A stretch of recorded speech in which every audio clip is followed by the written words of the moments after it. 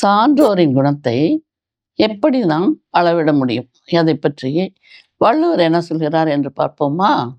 சான்றோர்கள் என்பது பெருந்தன்மை மிக்கவர்கள், நற்குணங்கள் நிறைந்தவர்கள், சீரிய பண்புகளை உடையவர்கள் என்று பொருள். அவர்கள் எப்படிப்பட்ட தன்மையை கொண்டிருப்பார்கள், அவர்களுடைய குணங்களை நாம் எப்படி அறிவது, அதற்கு பொருத்தமான செயல்கள் என்ன பார்ப்போமா?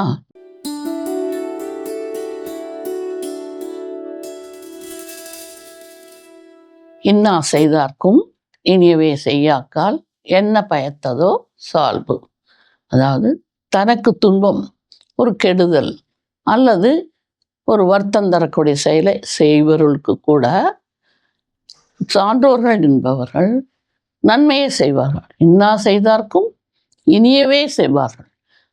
அப்படி அவர்கள் அந்த மாதிரி ஒரு பண்பினை கொண்டிருப்பதனால தான் அவர்கள் சான்றோர்கள் என்று சொல்லப்படுகிறார்கள். அந்த குணம் இருப்பதால் தான், அந்த சீரிய குணம் இருப்பதால் தான், நற்பண்பு இருப்பதால் தான் அவர்கள் சான்றோர்கள் என்று போற்றப்படுகிறார்கள். நாமும் சான்றோர் என்ற பெயர் வாங்க வேண்டும் என்ற விருப்பம் கொண்டால் இந்த திருக்குறளை பின்பற்றி வாழ்ந்து காட்டுவோம். நன்றி.